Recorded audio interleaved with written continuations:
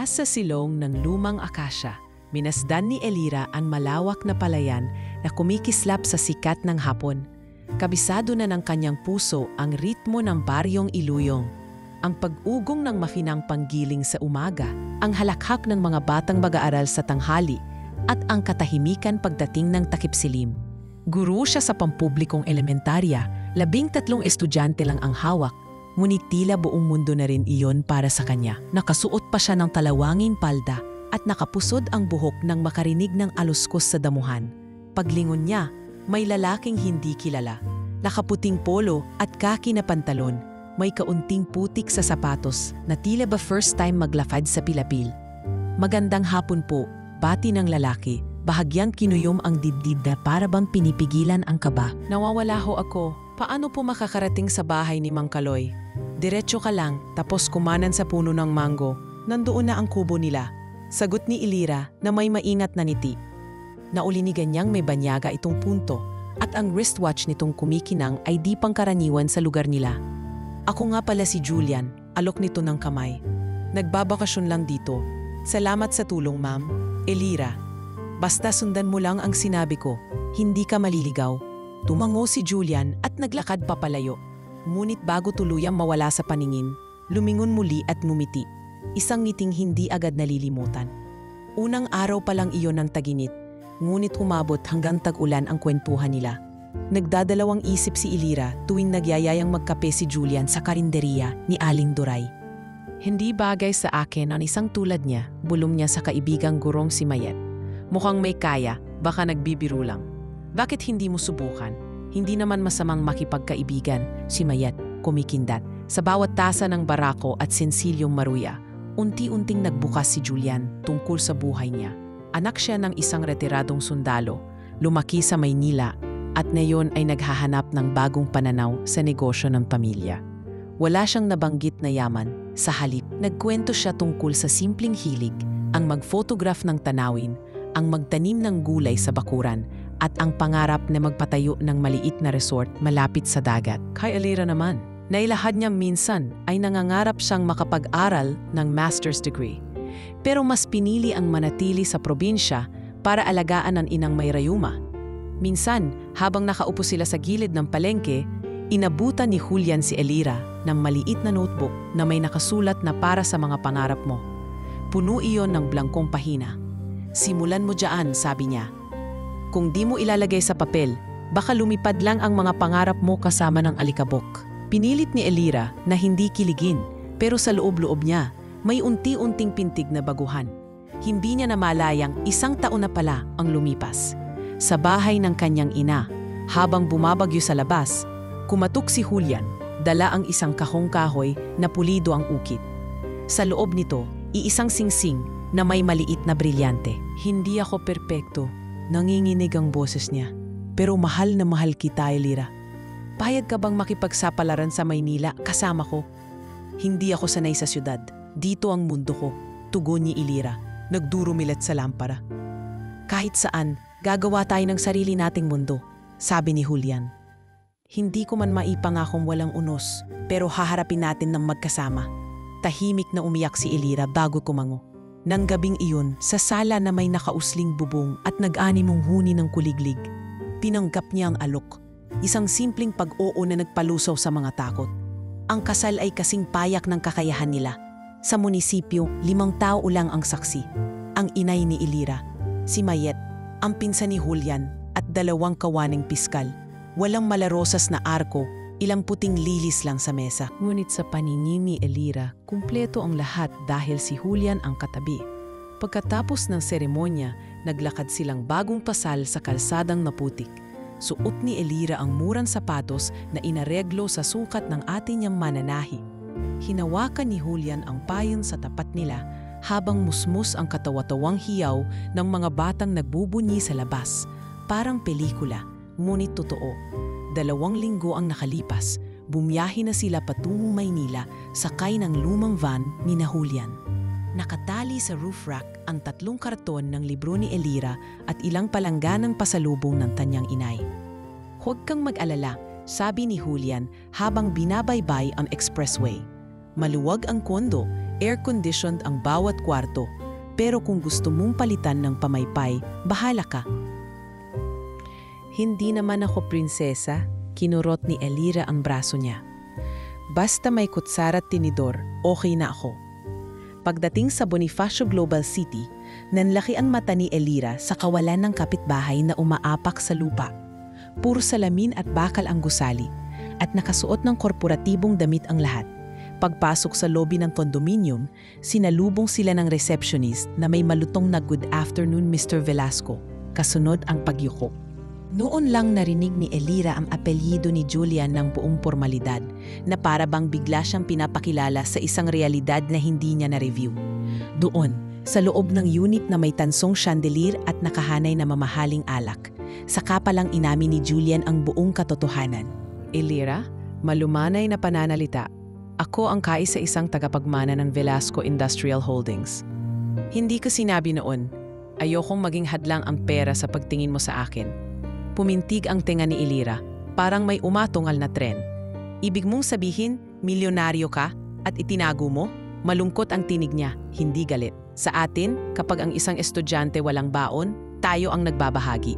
Pero sa'yo pala? Ayokong matakot ka. Ayokong isipin mong binibili ko ang loob mo. Gusto ko, minahal mo kung sino ako, hindi kung ano meron ako." Napaiyak si Elira, hindi dahil sa yaman, kundi sa bigat ng bagong mundo na biglang bumagsak sa balikat niya. Iniyakap ni Julian ang mga braso niya. "Kayang-kaya natin to, aniya. Magkakasundo rin kayo ng syudad." Sumunod na buwan ay puno ng adjustments. Dinala ni Julian si Elira sa charity ball para sa scholarship program ng kanilang kumpanya. Pinilit ni Elira ang ngiti sa harap ng mga babaeng naka-gowns at nag-uusap tungkol sa stocks at wine regions. "Ma'am, anong opinyon niyo sa pag-slide ng peso?" Tanong ng isang executive na babae. Napalunok si Elira. Kung sa classroom, madali sana. Pero ibang larangan ito.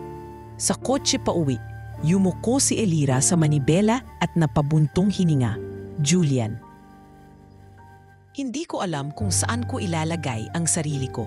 Kanina, parang nagbibigay ako ng maling sagot sa recitation." "Bibigyan kita ng oras," tugon ni Julian, pinisil ang kamay niya. "Pag handa ka na, pwede kang kumuha ng master sa Maynila o bumalik sa pagtuturo. Walang pipigil sa'yo." Tahimik na tumango si Elira. Sa isip niya, kanya-kanya silang pangarap, pero mag-asawa na sila ngayon. Kailangan niyang pumalaot sa di kailangan dagat para sumabay. Ilang gabi nakaupo siya sa balkonaheng, tanaw ang billboard lights. Habang nakapatong sa kandungan ang notebook na bigay ni Julian, muling binuklat ni Elira ang blangkong pahina. Sinulat niya, "Hindi hadlang ang yaman, pero iba ang hamon kapag nasa gitna ka na ng dagat ng ginto." Pumikit siya. Narinig niya ang alulong ng sasakyan sa ibaba na para bang sinasabing, "Maligayang pagdating sa bagong kabanata, Elira." Sa pagkislap ng city lights, humigpit ang yakap niya sa sariling bisig. Hindi niya nasipat na sa tabi ng mesa, nakalagay ang lumang payong na ginamit nila sa munting kasal. Alaala ng simpleng simula sa baryo. Sa mundong puno ng salamin at marmol, ipinangako ni Elira sa sarili, "Mananatili akong ako kahit kailan." Wala pang 6 na buwan mula nang lumipat si Elira sa Maynila, ay unti-unti na niyang naramdaman ang layo ng loob ni Julian. Dati-rati sabay silang kumakain ng agahan kahit pahuli na siya sa opisina. Ngayon, madalas ay wala na siya sa tabi paggising ni Elira. Pabalat bunga ang halik sa pisngi, kung hindi man malamig na paalam sa text message. "Early meeting, ingat ka."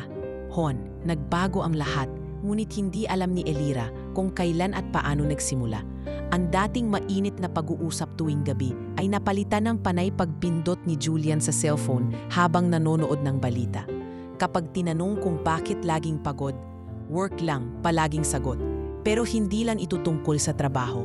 Ramdam ni Elira ang distansyang hindi niya matawid. Sa kalagitnaan ng paglalaba ng mga mamahaling barong at slacks ni Julian, napansin niya ang amoy ng pabangong hindi niya kilala sa kwelyo ng isang damit. Matamis, floral, hindi bagay kay Julian. Hindi siya agad nagtanong. Sa halip, Sinubukang unawain. Baka nakasabay lang sa elevator ng babaeng may pabango. Baka nahiram lang. Pero kahit anong paliwanag sa sarili ay hindi niya mapalubag ang kutob. Ipinagbubuntis niya ang unang anak nila. Sa kabila ng pagduduwal, pagod at hormonal imbalance, wala siyang naramdamang suporta mula kay Julian. Hindi man lang ito nagtangkang samahan siya sa OB check-up. Sayang oras sa traffic, sabi nito minsan habang abala sa laptop. Kaya't si Elira, na kahit nanginginig sa tuwing sumusumpong ang hilo, ay mag-isang pumipila sa health center. Nakasuot ng simpleng maternity dress, siya'y napapagitna sa mga nanay na ikinukwento ang suporta ng kanilang mga asawa, mga kontrabida sa sarili niyang kwento. Isang gabi, habang umuulan ng bahagya, tumawag si Julian na hindi siya makakauwi. May dinner meeting sa investors, baka abutin ng gabi, anito. Pangalawang beses na ito sa loob ng isang linggo. Sa halip na umiyak, nagsuot ng itim si Elira. Lumabas ng kondo at sinundan ang direksyon na binanggit ni Julian noon. Isang eksklusibong club sa Forbes Park na dati nitong sinabi sa kanya. Pagdating sa harap ng gusali, may mahigpit na security. Hindi siya pinapasok sa una. Ngunit nang marinig ng receptionist ang apelyidong Velasco, siya'y tinanong, "Are you Mrs. Velasco?" Tumango si Elira. May guest list si Mr. Velasco pero hindi kayo kasama, mariing wika ng babae. Ngunit dahil sa pakiusap at kaunting gulo, pinayagan siyang pumasok basta't hindi siya gagawa ng eksena. Tahimik siyang pumasok sa main hall at mula sa gilid ng kurtina ay nasilayan niya si Julian. Nakaupo sa isang long table, kasamang mga investors at isang babaeng halos nakadikit ang katawan sa kanya habang nagtatawanan. Nakasuot ito ng backless red dress at halatang birasa sa sining ng pagkukwento at pagpapaidig. Galing ito sa mundo na hindi kayang suungin ni Elira. Siya si Cassandra, bulong ng waiter sa katabing mesa, palaging kasama ni Mr. Velasco. Model daw, pero mukhang may relasyon sila. Tumigil ang paghinga ni Elira para bang nalunod sa sariling luha. Umalis siya bago pa siya mapansin. Hindi siya nagsalita ng gabing iyon. Umuwi siya sa kondo, binunot ang singsing sa daliri at inilapag ito sa ibabaw ng lamesa. Ngunit hindi siya lumayas. Hindi pa, nanatili siya, hinihintay ang tamang panahon, ang tamang pagkakataon upang malaman ang totoo. Nagsimulang mag-imbestiga si Elira. Sa pag-aakalang tulog na si Julian, palihim niyang binuksan ang laptop nito at doon nadiskubre niya ang email exchanges nila ni Cassandra. Mga flight tickets, booking sa hotel sa Singapore, resibo ng mamahaling regalo, pati litrato ng mga ito na magkayakap sa isang beach.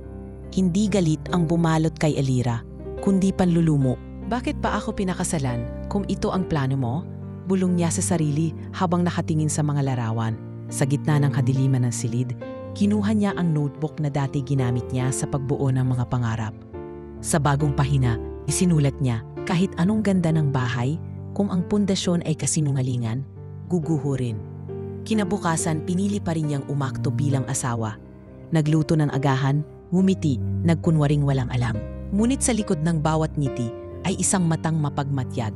Gusto niyang malaman kung gaano kalalim ang sugat. Gusto niyang malaman kung may plano silang palitan siya, itaboy siya, agawin pati anak niya. Hindi na ito basta selos. Ito ay labang panloob. Lumipas ang mga linggo. Sa gitna ng mga corporate events, ipinapakilala ni Julian si Cassandra bilang PR consultant.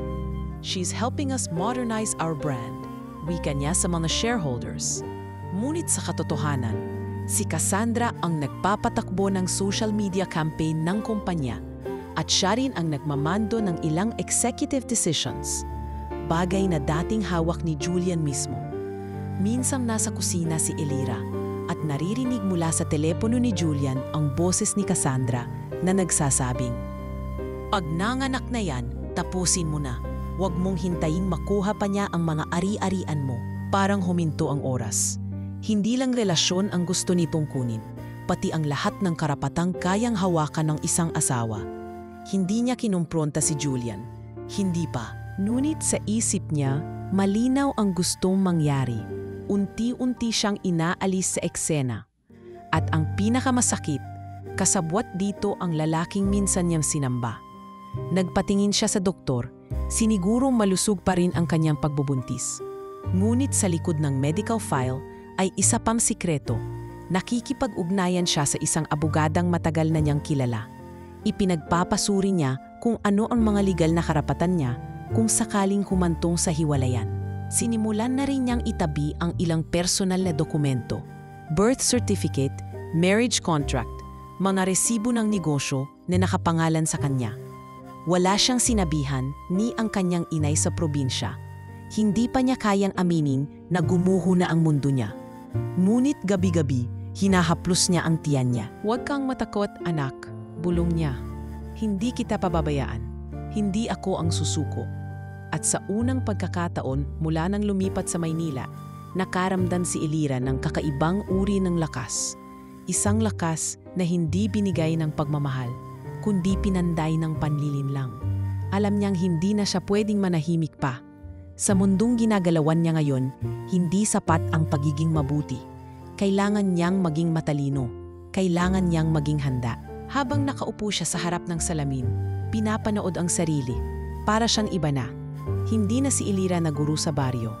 Isa na siyang asawang nilinlang, isang ina na nagbabantay, at isang babae na sa oras ng panganib ay marunong lumaban. Hindi na bago kay Elira ang umuwi ng gabi na mag-isa. Sa malawak na condominium na puno ng mga mamahaling kasangkapan, pakiramdam niya ay para siyang espiritong naninirahan sa lugar na hindi kanya. Kumakain siyang mag-isa, matutulog siyang walang katabing asawa, at sa bawat sulok ng silid, tila may batas ng babae. Hindi siya na mas malapit kay Julian kaysa sa sino mang pwedeng akalain ng mundo. Hindi nagtagal at hindi na lang amoy ng pabango o mga litrato ang nahuli niya. Isang araw, habang inaayos niya ang drawer ni Julian, isang pares ng hikaw ang nahulog sa kahon ng cufflinks. Maliliit, makinang at may ukit na C. Hindi ito kanya. Hindi rin ito regalo niya. Hawak niya ang hikaw na para bang hawak na niya ang matagal ng pinaghihinalaan, si Cassandra. Ang gabi ring iyon, hinarap niya si Julian. "Nakita ko ang hikaw." Tahimik na simula ni Elira habang nasa kusina at naghahain ng hapunan. "Hikaw?" tanong ni Julian, umiiwas ng tingin habang iniikot ang kutsara sa kape. "May ukit na C. Hindi sa akin. Sa drawer mo. Sa mga gamit mo." Tumigil sa paggalaw si Julian. Tumayo, lumapit sa bintana at saglit na nanahimik. "Elira, kung ano man yung iniisip mo, mali yan. Masyado ka lang sigurong nag-o-overthink." "Hindi ako nag-o-overthink, Julian," tugon niya. Ramdam ang panginginig ng dibdib. "Buntis ako, pero hindi ako tanga." Tumalikod si Julian at humugot ng buntong hininga. "Bakit kailangang gawing komplikado ang lahat? Hindi ba't maayos naman ang takbo natin? Hindi mo ba ako pinapansin sa loob ng isang buwan? Hindi ka na umuwi sa tamang oras at may babae kang sinusustentuhan sa ilalim ng kumpanya natin. Anong klaseng ayos ang sinasabi mo?" Biglang lumakas ang boses ni Julian. "Wala kang alam sa negosyo. Kung gusto mong magpahinga sa probinsya, sige. Doon ka na lang. Baka doon ka pa maging masaya." Para siyang sinampal. Hindi sa pisikal, kundi sa loob. Hindi lang siya binabaliwala, kundi itinatapon sa paraang walang kwenta. Hindi siya sumagot. Umalis siya sa harapan nito, pumasok sa silid, at isinara ang pinto. Simula noon, hindi na sila naggibuan. Isang bubong, dalawang estranghero. Sa bawat araw, mas lumalakas ang pakiramdam ni Elira na may pinaplano si Julian. At hindi lang basta pangangalon niya ito. Ito ay pag-aalis sa kanya unti-unti, pino at sistematiko. Pinag-aaralan niya ang mga hakbang nito. Bawat desisyong pinapasa sa opisina, bawat galaw ni Cassandra sa corporate meetings. Minsang nagpunta si Elira sa headquarters ng kumpanya upang ibigay sana ang isang business proposal para sa community program na gusto niyang i-launch bilang CSR initiative. Ngunit sa halip na formal na pagharap, inag-antay siya sa conference room ng higit 1 oras. At nang dumating si Cassandra, ito ay naglakad patungo sa kanya na may ngiting bahagyang mapanlait. "Elira, hindi ko alam na pupunta ka rito," anito habang binubuklat ang folder. "Sayang naman ang effort mo. Mukhang hindi ka updated." Pinagpaliban na ni Julian ang program proposal. Hindi niya sinade. Mahinahong sagot ni Elira. Pilit itinatago ang sakit. Oh, baka hindi niya rin kailangang sabihin. Sagot ni Cassandra na tila hindi mapigilang magpakita ng pangungutya. After all, masyado kang busy sa motherhood duties. You're glowing by the way. Baka stress lang yan. Ngumiti si Elira kahit nanginginig ang mga kamay. Mas mabuting glowing sa pagkabuntis kesa sa pagkukunwari. Tahimik ang paligid nang umalis siya. Ngunit sa isip niya, lalong lumalalim ang bangin na pilit niyang tinatawid. Hindi niya kayang makipagsabayan sa mga taong walang puso, pero alam niyang hindi rin siya pwedeng umatras. Sa isa pang okasyon, habang nasa harap ng TV si Julian, tinanong ni Elira, "Anong plano mo pagkapanganak ko?" "Ha?" Kunwaring tanong ni Julian. "Siyempre, magpapahinga ka. Doon ka muna sa nanay mo, sa probinsya, para maalagaan ka." Tumitig si Elira sa asawa. "Bakit hindi dito? Dito ang bahay natin. Gusto ko lang na komportable ka. Baka hindi ka makapagpahinga kung marami kang iniisip dito." "Baka naman gusto mo mawala muna ako sa eksena," mariing sagot ni Elira, "para tuluyan mo nang maisingit ang babaeng gusto mo." Umiling si Julian. "Elira, wag mong gawing komplikado. Hindi mo alam ang lahat." Tumayo siya at tinigasan ang boses. "Alam ko ang sapat para malaman kung hindi na ito pagmamahal, Julian. At hindi ko kailangang hintayin itapon mo ako. Hindi ako ganun kadaling alisin." Tumalikod si Julian. At sa likod ng kanyang katahimikan ay naramdaman ni Elira ang malamig na plano. Ang pagtataksil na hindi lang ginawang sikreto, kundi ginawang sistema. Sa gabing iyon, isinulat ni Elira sa kanyang notebook, "Ang isang kasinungalingan kapag pinaniniwalaan ng paulit-ulit, nagiging katotohanan. Pero ang totoo, lagit-laging bumabalik." Hindi niya alam kung ilang gabi pa ang kailangang palipasin bago siya tuluyang mawala sa mundong ito. Ngunit isang bagay ang sigurado. Hindi siya basta lalayas. May karapatan siya, may ipinaglalaban siyang anak, at higit sa lahat, hindi siya susuko. Sa mga sumunod na linggo, tuloy-tuloy ang pagtanggap niya ng senyales. Isang linggo, walang naideposit na allowance sa personal niyang account. Pati ang mga dokumentong dapat ay nasa pangalan niya, unti-unting nawala sa records. Nang tawagan niya ang accounting ng kumpanya, tinanong siya kung may authorization pa raw siya. Pakiramdam ni Elira, hindi lang siya tinatanggal sa buhay ni Julian, kundi pati sa kasaysayan. Sa bawat araw na lumilipas, parang kinakaladkad ang sarili niya palabas ng entablado. Pero nagkamali sila, hindi siya lalabas ng walang laban. Habang nakatingin siya sa salamin ng banyo, pinakiramdaman ang bawat saksak ng panlalamig sa paligid. Napakapit siya sa tiyan niyang lumalaki na, at sa isang mahigpit na bulong, tiniyak sa sarili. Hindi matatapos ang kwentong ito sa pananahimik. Matatapos ito sa katotohanan. 2 linggo pagkaraan ng pinakahuling alitan nila, dumating si Julian sa kondo ng may kakaibang sigla. Bitbit niya ang isang bouquet ng puting lilis at isang sobre. "May sorpresa ako," aniya. Parang gustong ibalik ang nakaraang lambing. "Alis tayo bukas ng umaga. Isang araw lang.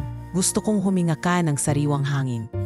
Nabalitaan kong mahilig kang mag-isla hopping dati." Hindi agad sumagot si Elira. Sa kabila ng ngiti ni Julian, naroon pa rin ang di maipaliwanag na lamig, subalit na naig ang pag-aalinlangan. "Saan tayo pupunta?" tanong niya habang diniinan ang tiyan. 6 na buwan nang nakausli. "Basta malapit lang, surprise," sagot ni Julian. "Private jet ang gagamitin natin para komportable ka." Marami ng red flag, alam ni Elira. Ngunit sa sumunod na gabi, nakaupo siya sa kama na waring nagre-repaso ng lahat ng posibleng senaryo. Kung tatanggi siya, mas lalong pagdududahan. Kung papayag siya, baka mabasa niya sa kilos ni Julian ang tunay nitong plano. Sa huli, pinili niyang pumunta, ngunit lihim na nag-text sa abogadang kaibigan. "If I don't message you after 24 hours, call me." Umaga ng Biyernes, pinulot sila ng isang itim na SUV at dinala sa pribadong hangar ng Velasco Aviation sa Parañaque. Ang araw ay sumisiklab sa bakal na pader ng gusali. Sa gilid ng runway, nakadapo ang maliit ngunit marangyang Gulfstream jet. Bagong pintura, kuminang ang pangalan ng kumpanya sa buntot. 2 tauhan ang sumalubong, nakasuot ng corporate uniform. "Good morning, Mr. and Mrs. Velasco." Napansin ni Elira na kakaiba ang tingin ng isa, para bang may kaba. Gusto niyang itanong kung ayos lang ba ang flight plan, pero tinuya siya ng isip, baka nagtataka ka lang dahil may masamang kutob. Sa loob, sinalubong siya ng malamig na samyo ng leather at pine spa oil. 6 na upuan lang, bawat isa'y sinlambot ng unan. Pinaupo siya ni Julian sa dulo, katapat niya sa kabilang row.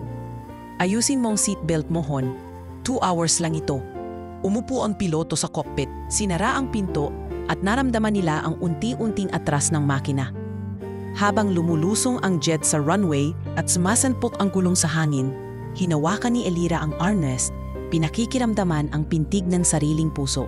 Nang umabot sila sa cruising altitude, naglabas si Julian ng tray na may orange juice at crackers para raw hindi maasid ang sikmura ni Elira.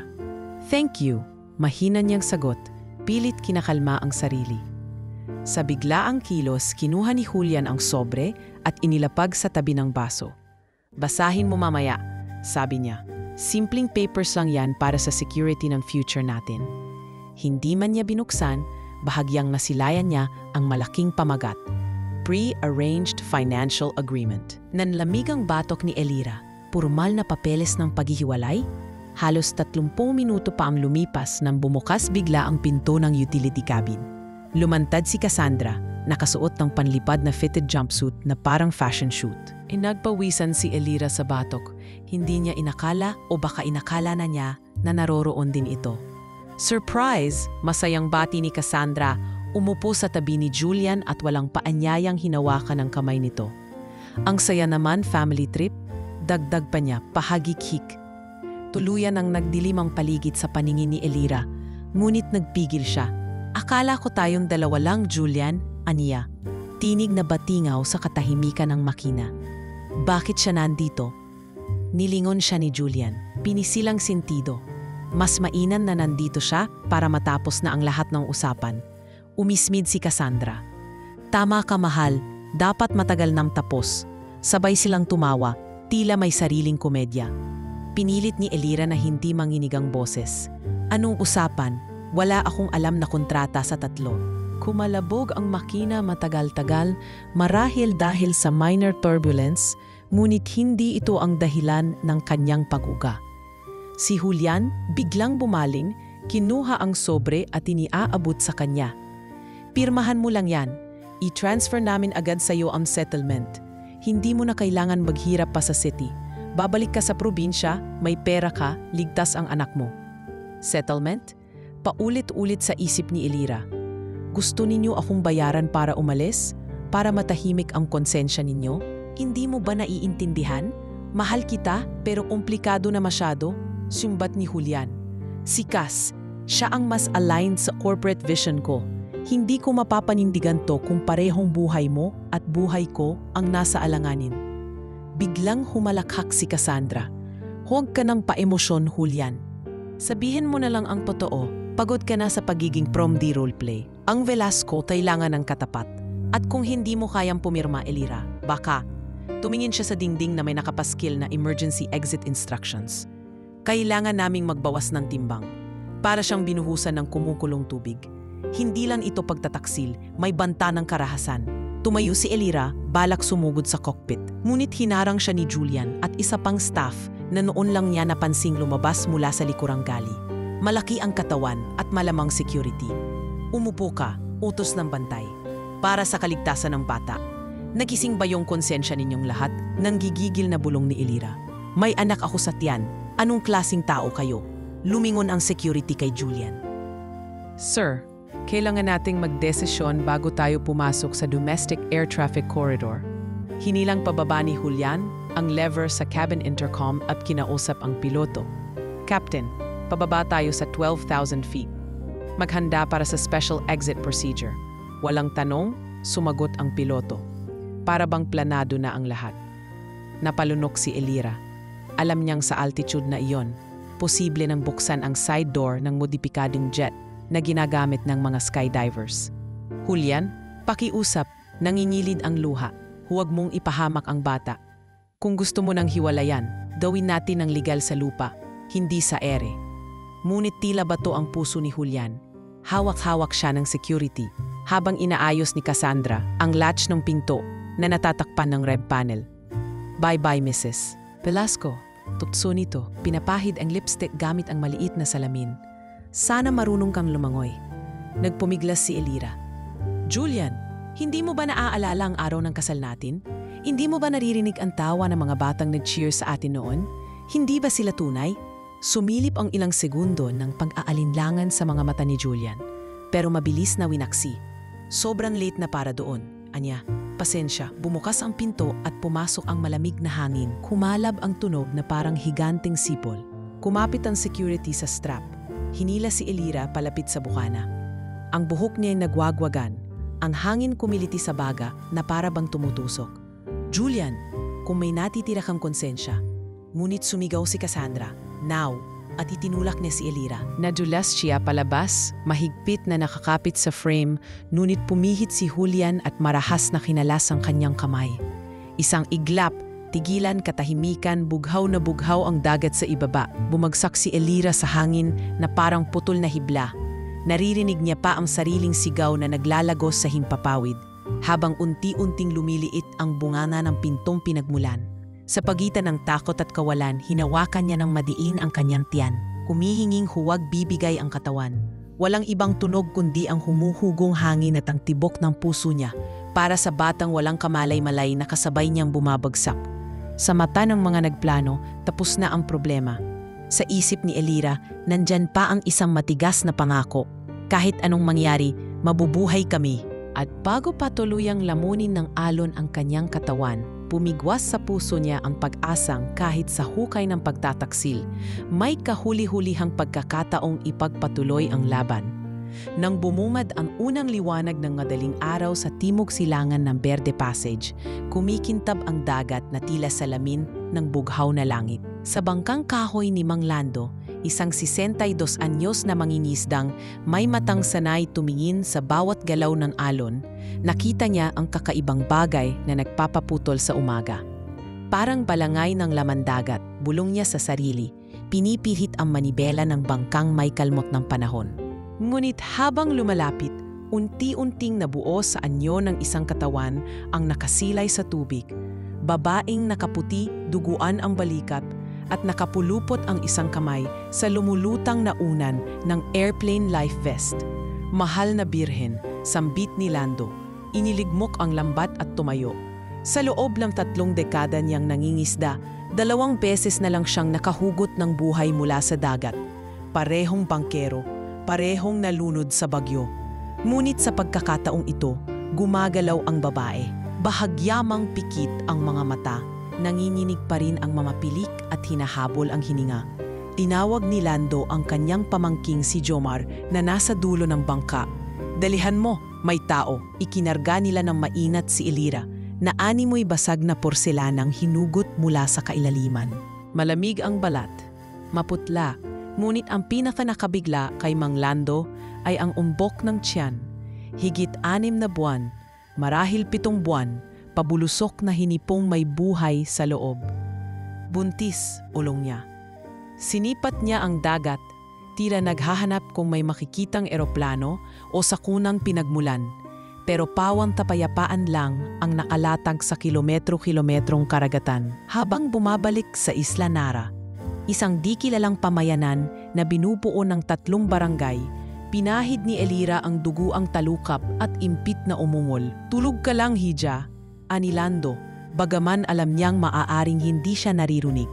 Nang tumapat ang bangka sa mababaw na tubig, sinalubong sila ng ilang kabataang babae at ang hepe ng barangay na si Kap Alingasay.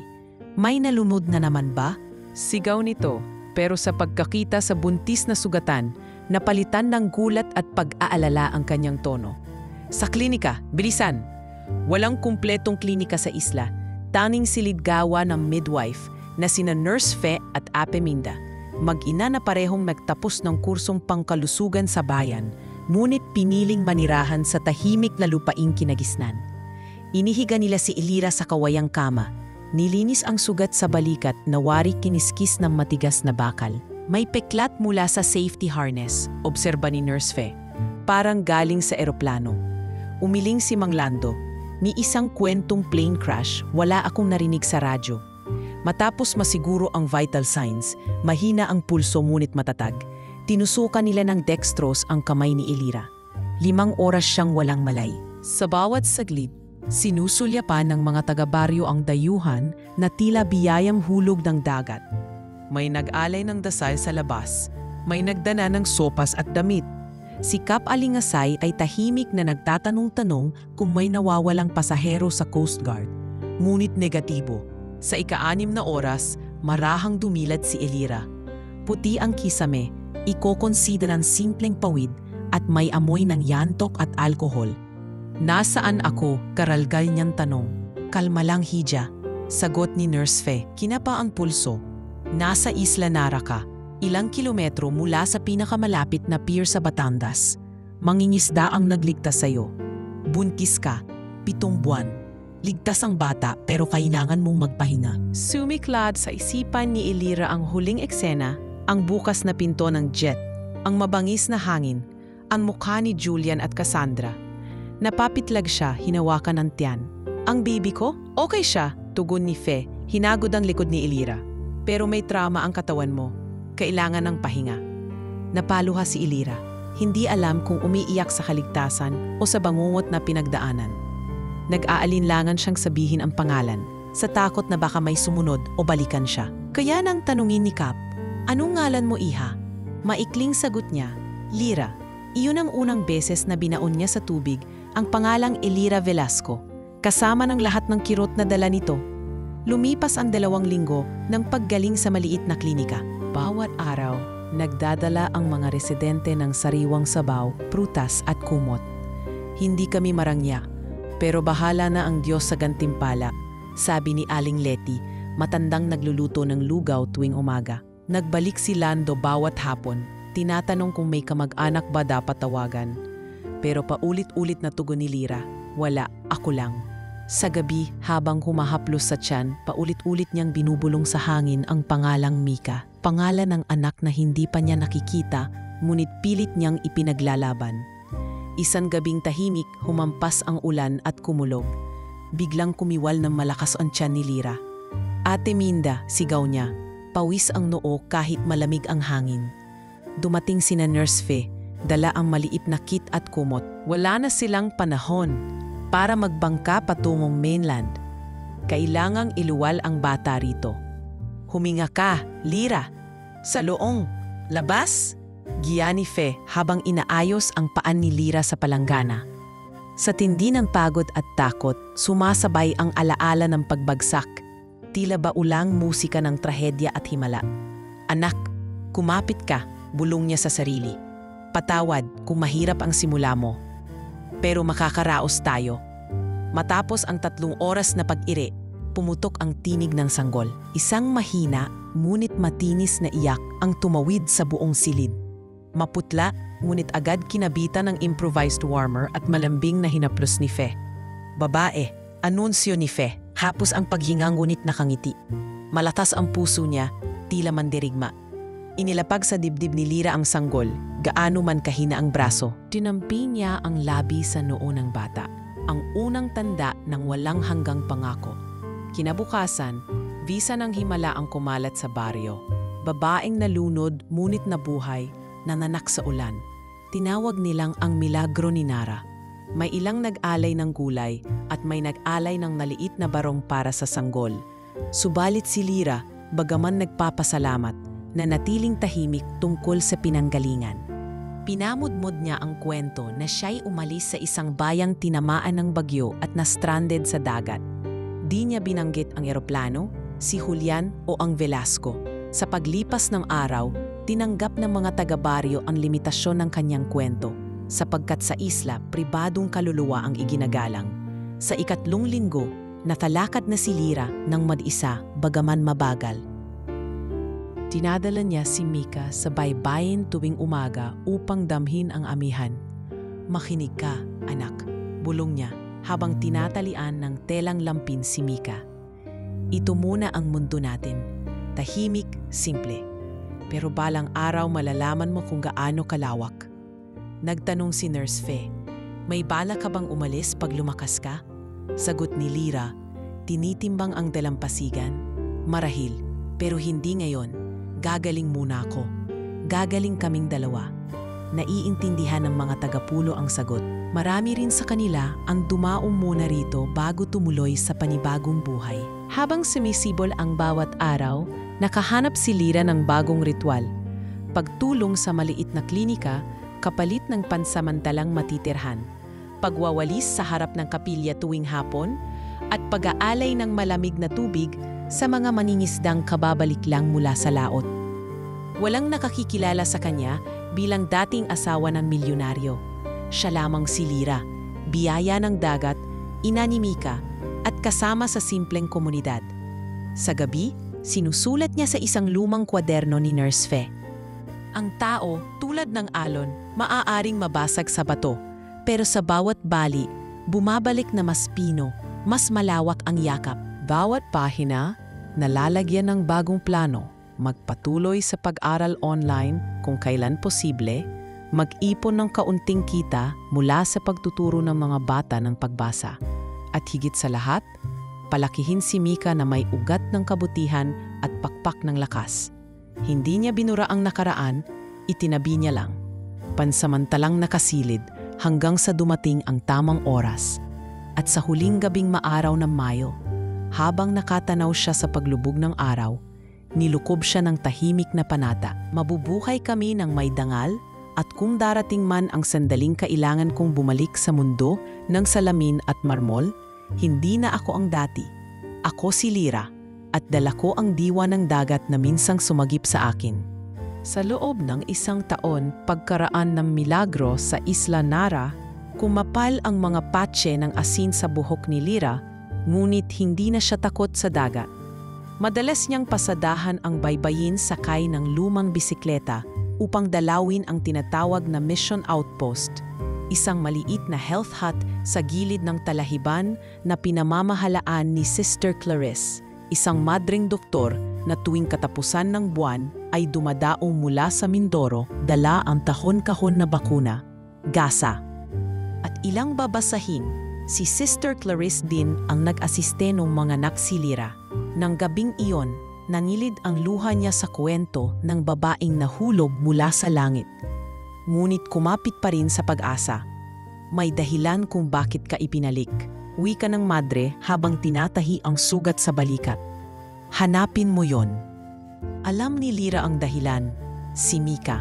Ngunit habang lumalaki ang bata, habang mas namumukaan niya ang matangos na ilong at malalim na mata ng ama, humahaba rin ang listahan ng mga tanong sa puso ni Lyra. Paano kung balang araw, hanapin ng anak ang pinagmulan niya? Paano niya ipapaliwanag na minsay itinapon sila sa kailaliman?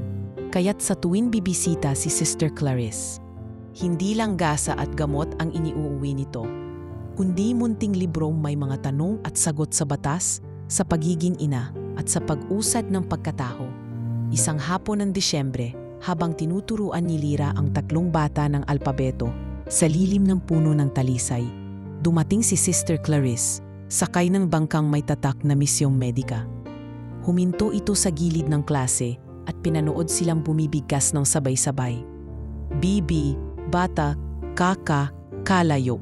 Nang mag-alisan ang mga bata, tinawag siya ng madre. May magandang balita, tukoy nito sa brown envelope. Nakontak ko na ang administrator ng San Vicente College sa kabilang isla. May bridging program sila para sa mga gustong magtapos ng community health. Wala silang isyong tanggapin ka sa bagong pangalan, Lyra Santos, basta kumpleto ang credentials na pinasok natin. Namilog ang mata ni Lyra. Sister, wala akong pambayad ng tuition. May maniit kang honorarium dito sa misyon at nag-pledge ng scholarship ang Diocesan Fund para sa matatapang na kaso tulad mo. Sagot ng madre, bahagyang nakangiti. Kapag nakatapos ka, mas marami pang buhay ang masasagip mo. Isa yan sa rason kung bakit ka siguro ibinalik. Doon nag-umpisa ang bagong siklo. Tuwing Martes at Huwebes, sumasakay ng bangka si Lyra patungo sa kabilang isla para magklase. Dala ang payak na backpack at breast pump para sa gatas ni Mika. Sa gabi, nag-aaral siya sa liwanag ng solar lamp. Anatomy, pharmacology, basic epidemiology, sa tabi ng kama, humihilik ng mahina ang sanggol na ngayoy marunong ng gumapang. Kapag nagising ito sa gitna ng dilim, binubuhat niya at kinakantahan. Tulog na, mahal kong anak. May bituin na nakaabang. Pagkalipas ng 2 taon, nakamit niya ang vocational certificate sa community health. Hindi iyon katumbas ng 1 o 2 dekada ng practice ni Sister Clarice, ngunit sapat para tawagin siyang Ate Lira na mga buntis na dumadayo para mag-prenatal check. Gumawa siya ng ledger. Bawat pasyente, kinokolekta niya ng kalahating bayad, 5 piso, 10 piso, o minsan 2 sariwang isda, at kalahati direktang idinidiretso sa isang pulang sobre na tinawag niyang bulsa ni Mika at Lira. Laman noon ang unang 3,000 piso na tunay niyang ipon, kindi sa bangko ng Pag-asa. Bakit laging tinatago ni nanay ang sobre? Minsang tanong ng 3 taong gulang na si Mika. Kumakawag ang kulot na buhok habang iginuguhit ang araw sa buhangin. Para sa kinabukasan natin, sagot ni Lira. Para kung sakaling lumipat tayo sa mas malayong lugar, may pambili tayo ng notebook mo at sapatos. Mumiti ang bata, kasing ningning ng umagang sumikat. Ngunit sa puso ni Lira, may lihim na dagdag. Para sa paglilitis, para sa pakikidigma sa mundong hindi niya pa ipinakikita sa anak. Sa bawat dapitapon, habang pinapainom niya ng mainit na salabat ang matanda, habang sinusuklay niya ang buhok ni Mika bago matulog, may seremonya ring nagaganap. Ipaghehele niya muna ang komunidad hanggang manahimik, sa kanya bubuksan ang lumang laptop na gamit ni Sister Clarice. Iko-connect sa mahinang data ng pocket wifi at maglo-login sa Open Law University, isang online platform na nag-aalok ng introductory courses sa legal literacy. Legal Systems 101, Human Rights Fundamentals, Evidence Documentation. Sa umpisa, parang ibang wika ang jurisprudence, ngunit habang pinipisan niya ang bawat definisyon, sumasalin ang katalinuhan ng dating guro sa kalamnan ng isang mahinahong naghihiganti. Isang gabi, nabulabog si Sister Clarice nang makita si Lira sa dispensary, nakapantulog, nakahalukip-kip sa harap ng screen na nag-freeze. Ija, 2:00 na ng umaga, magpahinga ka naman. Pero sumagot si Lira ng buong tiyaga, Sister, kailangan kong maintindihan ang statute of limitations para alam ko kung hanggang kailan pwedeng habulin ang taong gumawa sa akin ng masama. Napabuntong hininga ang madre. Masusulit mo ang pagkakataon, pero huwag mong kalimutan, ang tunay na hustisya minsan nadadaan sa pagpapakumbaba. Hindi tumutol si Lira, ngunit sa loob niya, nagtanim ng isang linyang bakal. Ang pagpapatawad ay handog, pero ang hustisya ay karapatan. Habang patuloy ang pag-inog ng panahon, naging kilala si Lira sa isla bilang Ate Doc, bagaman hindi pa siya lisensyadong manggagamot. Dahil sa sipag, pinagkatiwalaan siyang mag-supervise ng vaccination drives, mag-lecture sa paaralan tungkol sa pag-iwas sa dengue, at minsan, mag-isa niyang inihatid sa klinik sakay ng kuliglig ang batang nakagat ng aso. Sa bawat ganoong hakbang, lumalago ang sobre, dumoble, trumible. Nagpapadala rin si Sister Clarice ng lihim na suporta, isang maliit na porsyento ng misyonaryong pondo, sapat para ma-renew ni Lira ang kanyang online enrollment at ma-upgrade ang laptop memory. Nabighani rin ang NGO na Bayanihan Beyond Borders nang makarinig ng report tungkol sa babaeng health volunteer na halos mag-isa sa isla. Isang araw, dumating ang 2 representative, inalok si Lira ng monthly stipend at karagdagang webinars kung saan siya pwedeng mag-present ng health cases. Pumayag siya at sa unang Zoom session, naka-low profile ang camera, nakapangalan siyang El Santos. Ngunit habang binabati siya ng mga international facilitator, dahan-dahan niyang nadama ang pag-angat ng dating kinikimkim na hiya. Hindi na siya ang babaeng itinapon, isa na siyang tagapagsalita ng kaalaman. Si Mika ngayoy 5 taon gulang, mabilis matuto. Naaaliw ang mga guro sa primary daycare kapag nagpapakilala ang bata. Ako po si Mika Santos, future scientist. Maraming nagsasabing kamukha niya ang reyna ng isang fairy tale. Matangos ang ilong, singkit ang mata. Ngunit tuwing sinasabi iyon, kumikirot si Lira. Nakikita niya ang anino ni Julian at nagpapakiskis iyon ng bagahe at pangako. Nay, Minsan tanong ni Mika habang nagdodrawing, bakit wala tayong daddy? Huminga ng malalim si Lira, pinahid ang kwintas na gawa sa kabibe. May mga tatay na hindi kayang sumama sa araw-araw, pero nasa alaala natin sila. Pipiliin nilang lumayo dahil may misyon silang dapat gawin.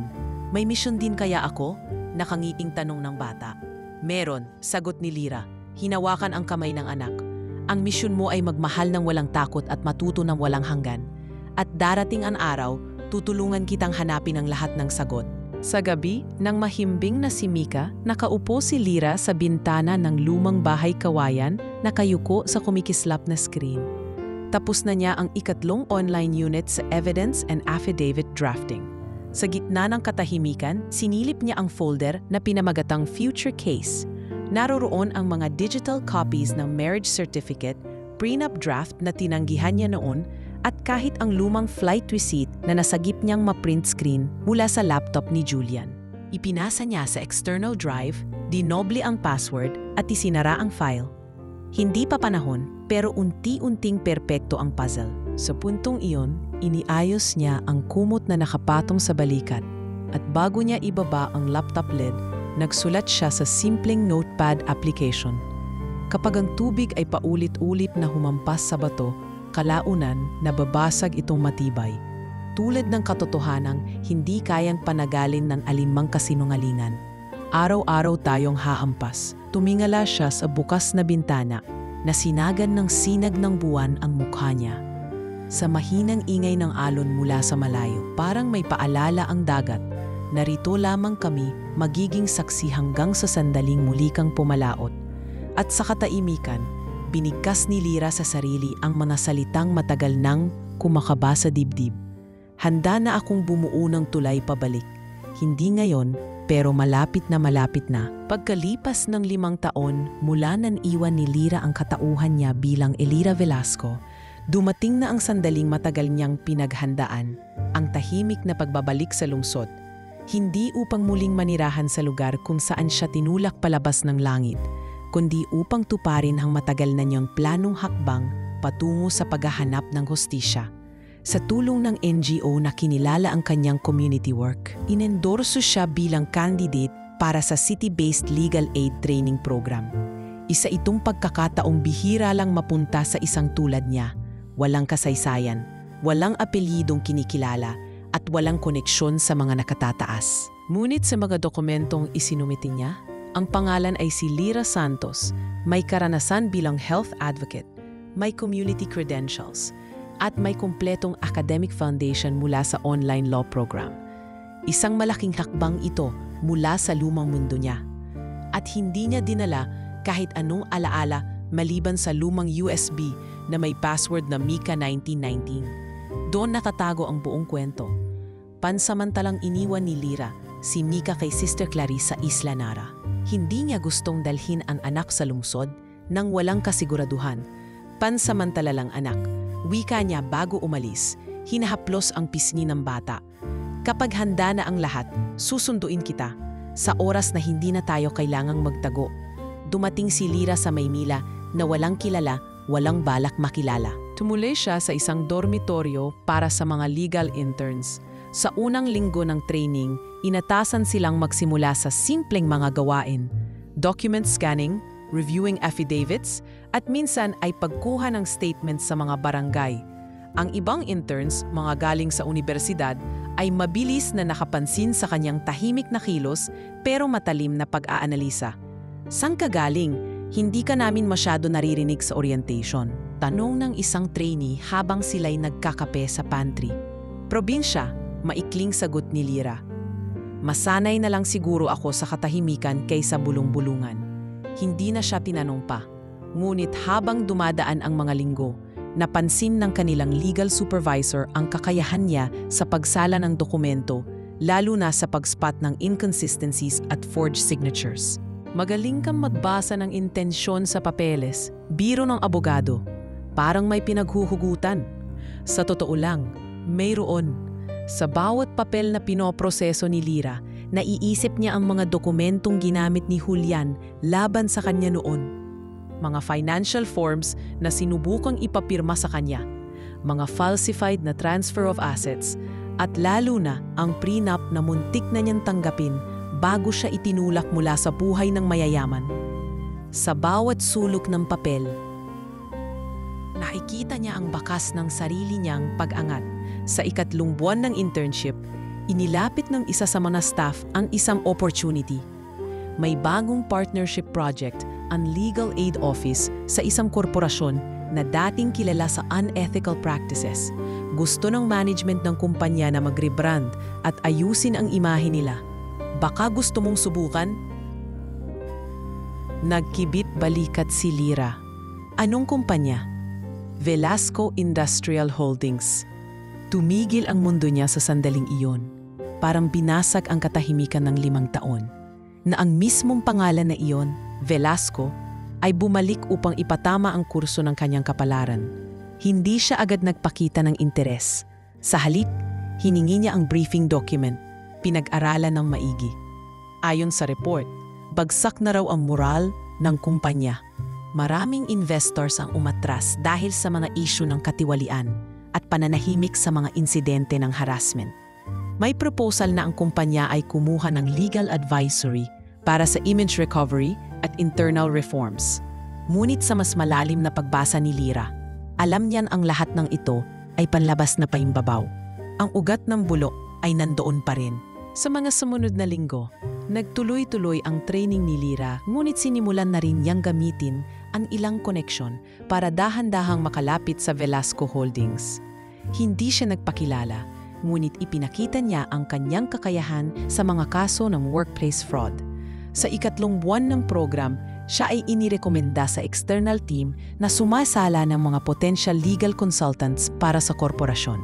Nang malaman ito ng Chief Legal Officer ng Velasco Holdings, isang abogadong dati ring involved sa kaso ni Julian, agad silang nag-schedule ng preliminary interview.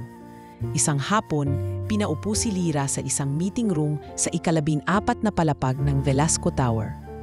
Mahigit 10 taon na ang nakalipas simula nang huli siyang makapasok sa gusaling ito. Pero hindi na siya ang dating babae. Nasa harapan niya na yon ang mahahabang mesa, ang mga receptionist na may makikintab na suot, at ang wall-mounted logo na dati kinakatakutan niyang banggain. Taintim maayos profesional. Iyon ang aura ni Lira ngayon. Walang bakas ng lumang sugat sa boses o kilos niya. Ma'am Lira Santos, tawag ng isang sekretarya. Welcome, the legal head will see you now. Pumasok siya. Sa loob, nakaupo ang 3 abogado. Isa ay hindi niya kilala, isa ay batang associate, at isa, ang pinakamatanda sa kanila, ay si Attorney Ramon Lagdameo, dating pinakamatibay na tagapagtanggol ng pamilya Velasco. Hindi siya nakilala ni Attorney Lagdameo, ngunit nang magsimula ang talakayan tungkol sa corporate accountability, napananga ito sa lalim ng insight ni Lira. Napag-aralan mo ba ang internal ethics structure ng kumpanya kahit bago ka i-refer dito? Tanong ng isa. Tumango si Lira, tahimik ngunit buo. May ilang red flags na hindi pa nila nadadampian ng audit, lalo na sa confidential fund transfers under the name JV, dating CFO. Napatingin si Attorney Lagdameo, nagdikit ang kilay. At paano mo nalaman yan? Research, sagot ni Lira, numiti ng bahagya. Maraming hindi tinatago ng teknolohiya, basta alam mo kung paano hanapin. Paglabas niya ng meeting room, hindi pa man tapos ang evaluation ay tinawagan na siya ng isang assistant. Ma'am, the board is impressed. May we contact you again for a longer engagement? Sa labas ng gusali, habang humihigop ng kape mula sa paper cup, pinanood ni Lira ang pagbilis ng trapiko. Sa loob-loob niya, nararamdaman na niya ang pag-usad ng plano. Mula sa isang taong itinulak palabas ng langit, bumalik siya bilang anino.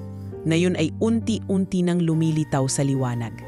Sa bawat hakbang, isinusulat niya ang bagong kabanata, hindi na bilang Elira na inapi, kundi si Lira na tagapagdala ng sarili niyang hustisya.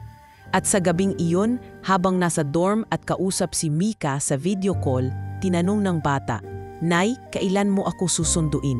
"Malapit na anak," sagot niya. Initigan ang screen na nagpakita ng masiglang mukha ng batang. minana ang mata ng lalaking minsang sinamba. Kapag tapos ko na ang kailangan kong gawin, ikaw naman ang isusunod kong ilalaban. Sa kabilang panig ng siyudad, habang tahimik na sumusulong ang misyon ni Lyra, ang buhay ni Julian at Cassandra ay unti-unti nang bumabagsak sa kapangitan ng kasinungalingan at kapritso. Tulad ng malapalasyong tahanan nila sa Ayala Hills, maganda sa labas ngunit bulok na ang pundasyon. Ang mga bagay na akala nilang mananatiling permanente, kapangyarihan, pangalan, impluensya, unti-unting nagiging parang alikabok sa pagitan ng kanilang mga palad. Julian, ilang beses ko bang sasabihin sa'yo, ayusin mo ang issue sa board. Hindi pwedeng ako ang humarap sa lahat ng press briefing.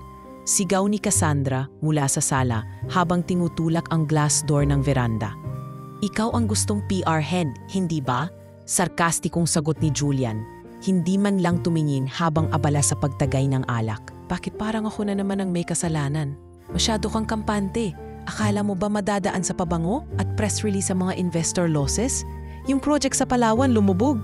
Tapos may memo pa na galing mismo sa'yo. Alam mo bang trending na naman ang pangalan mo sa X?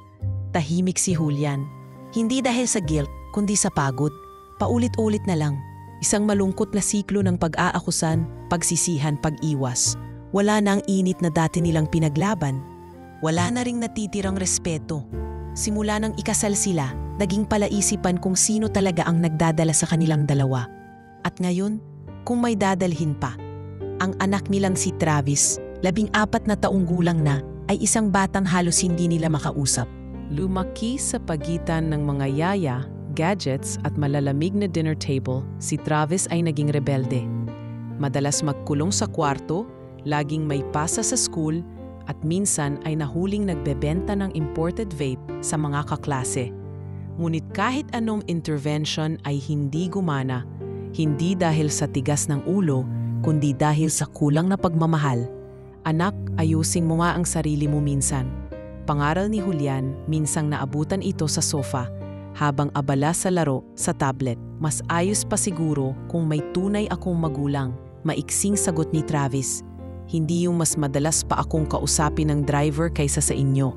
Mas lalong lumalim ang bangin sa pagitan nilang tatlo. Sa mga dinner meeting na nilalahukan ni Julian at Cassandra, madalas silang may kanya-kanyang kasamang kasosyo, mas bata, mas masigla, at mas interesado sa benepisyo kaysa sa personal na ugnayan. Walang tanungan, walang panunumbat. Isa itong silent agreement na matagal nang tinanggap ng isa't isa. Ngunit ang mas malalim na bangungot ni Julian ay hindi lang ang unti-unting pagkasira ng kanyang pamilya, kundi ang gumuhuring kontrol niya sa korporasyon. Ang mga investors na dati nakaniing nag-aabot ng milyones, ngayon ay malamig na tumatanggi sa board meetings. Isa-isa silang nag-pull out ng shares. May mga tahimik na lumipat sa mga kompetensyang kumpanya na may mas malinaw at transparent na direksyon. Julian, may insider leak, babala ng legal counsel isang hapon.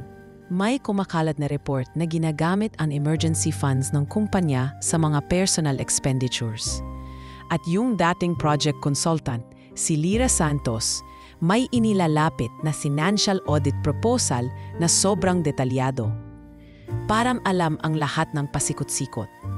Tumigil sa pag-inom si Julian, nahulog ang hawak na baso. Anong pangalan ulit? Lyra Santos. Parang binatukan ng nakaraan ang kanyang ulirat. Ang pangalan na iyon, bagamat ibang anyo, ay tila kutsilyong tumarak sa alaala. Pinilit niyang i-repress ang hinala pero malamig na pawis ang pumatak sa batok niya. Mula sa pangalang iyon, sumambulat ang imahen ng babaeng minsang tinulak niya sa gitna ng himpapawid. Ang babaeng inakalang wala nang balikan. Hindi imposibleng siya yon, bulong niya sa sarili. Patay na siya. Ngunit sa loob-loob niya, hindi siya sigurado. Lalo na't ilang araw na rin niyang nakikita ang misteryosong consultant sa mga board meetings via online conferencing. Hindi niya ito makilala. Lagi nakapatong ang kamera sa itaas na bahagi ng mukha at laging distorted ang boses dahil sa filter.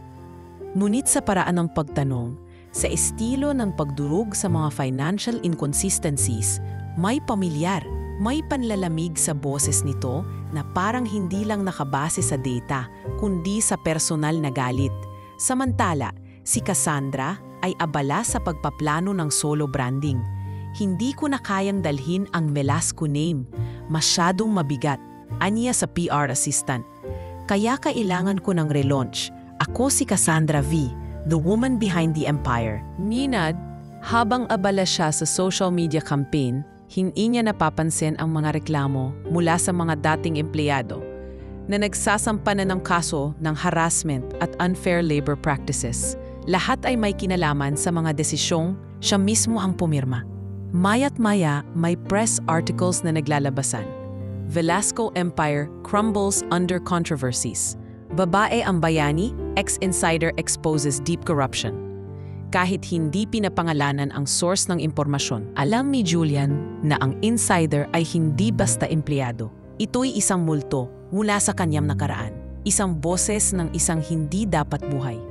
At sa isang gabi ng fundraising gala, dumalo si Julian sa ilalim ng sapilitang ngiti. Nakatayo siya sa gitna ng ballroom na may ilaw at champagne, ngunit malamig ang kanyang palad. Sa entabladong iyon, inilahad ng MC ang keynote speaker ng partner NGO, isang kilalang legal advocate ng mga marginalized women at community justice volunteers. Let us welcome Attorney Lyra Santos. Parang naputol ang hininga ni Julian. Sa unahan, tumayo ang babaeng nakaitim at perpektong fitting na pantsuit. May itim na salamin sa mata at mapayapang ekspresyon. Ngunit nang marinig niya ang tinig, malamig, matatag, parang salamin na nabasag. Alam niyang hindi siya nagkakamali. Si Elira, buhay, nasa harap niya, at ngayon may hawak ng kapangyarihang dati tinangka niyang kityin. Hindi pa man nagsisimula ang talumpati, tila bumagsak na ang langit kay Julian. Habang tinatanggap ni Lyra ang palakpakan ng mga bisita, napapikit si Julian. Sa kanyang tenga, pabalik-balik ang mismong boses na minsang humiyaw habang bumabagsak mula sa eroplano. Sa gabi ng kanyang kinang, ngayon siya'y binabaan ng dilim. At sa kanyang puso, isang bagay ang unti-unting lumalamon, takot. Takot sa muling pagbabalik ng isang babaeng dapat ay wala na.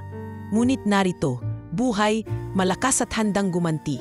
Hindi sa dahas kundi sa paraan na mas masakit, sa paraan ng hustisya. Mula sa unang yabag ng kanyang talumpati sa fundraising gala, hindi nagpakita ng kahit anong emosyon si Lyra. Makinis ang takbo ng mga salita, malinaw ang tono, at bawat kataga ay parang hinasa ng taon-taong pananahimik at pag-aaral. Hindi siya nagturo, hindi siya nagsalita ng galit. Ngunit sa bawat pagbitaw ng katagang pananagutan, sistemikong katiwalian at pananagutan sa mata ng batas, naroon ang pahiwatig, ang malalim na sibat na nakaamba sa puso ng mga may kasalanan. Wala siyang binanggit na pangalan, ngunit sa mga taong may kasalanan, sapat na ang titig, ang postura at ang presensya ng babaeng inaakala nilang patay na para tumulo ang malamig na pawis. Pagka-uwi ng gabing iyon, hindi mapakali si Julian. Hindi siya agad umalis ng gala, bagkus na natili sa isang sulik. Pinagmamasdan si Lyra habang nakikipagkamay sa mga legal personalities at mga kinatawan ng NGO. Hindi siya sigurado kung totoo ang nakikita niya. Ang babaeng minsang itinapon niya sa kalaliman ng dagat, nayo'y narito, buhay at iginagalang. At kung siya nga si Elira, paano ito nabuhay? Saan ito nanggaling? At mas mahalaga, ano ang balak nito? Ilang araw pagkatapos ng gabi ng pagbubunyag, nagsimulang dumagsa sa opisina ng Velasco Industrial Holdings ang mga sulat mula sa independent auditing firms, human rights watchdogs at ilang ahensya ng gobyerno. Isa-isa nilang pinapa-audit ang mga proyekto ng kumpanya, lalo na ang mga pinondohan gamit ang CSR funds. Sir, sabi ng legal officer, may whistleblower daw na naglabas ng listahan ng bogus projects under your former executives. Nakalink lahat sa mga pamangkin ni Cassandra at kayong dalawa. Anong ibig mong sabihin? May nag-leak ng records? Tanong ni Julian, halos mapunit ang papel sa kanyang kamay. Opo. At ayon sa email ng Office of the Ombudsman, may attached na transcript at scanned receipts. Legit ang format. May pirma ninyo, may mga resibo, may bank trail. Napalunok si Julian. Sinong pangalan ang lumabas sa mga sulat? Lira Santos, external legal consultant sa NGO na sumusuporta sa panupalang investigasyon. Para siyang binuhusan ng yelo. Hindi na ito haka-haka. Si Lira nga iyon. Hindi lang ito tungkol sa pagbabalik. Isa na itong mabagal. Sistematikong dismantling sa lahat ng itinayo niyang imperyo. Hindi siya humiyaw, hindi siya nagsalita. Sa halip, umupo siya sa kanyang upuan at tinakpan ang muka. Sa mga sumunod na minuto, isa-isang bumalik sa kanya ang mga alaala. Ang sigaw ni Elira sa eroplano, ang pagbagsak, ang katahimikan ng dagat. Samantala, si Lira ay patuloy na kumikilos sa likod ng tahimik ngunit matatag na opisina ng NGO. Nakalag ang bawat transaksyon, may file para sa bawat issue. Kasama ang 2 pang abogado, siya ang bumubuo ng framework para sa legal case na isasampal laban sa Velasco Holdings. Ngunit hindi siya nagmamadali. Alam niyang ang paghihiganti na pinakamasarap ay ang inaayos na parang orasan. Tiyak, walang palya at walang takas. Sigurado ka bang ready ka na sa exposure? Anong ng co-counsel niyang si Attorney Mira isang hapon habang sabay silang nagsusuri ng ebidensya. Tama lang na maramdaman muna nila ang pag-uga ng pundasyon nila, sagot ni Lira. Hindi pa ito ang dulo. Gusto kong maranasan nila ang takot sa tuwing may dumadating na supina. Gusto kong malaman nilang hindi na sila untouchable. Tama ka, pero wag mong kakalimutan. Bata pa si Mika. Kung lalaban ka ng hayagan, baka madamay. Alam ko, sagot ni Lira. Pinisil ang gilid ng kanyang notebook. Kaya lahat ng ito sa legalan idadaan. Walang eskandalo, walang balita sa tabloid.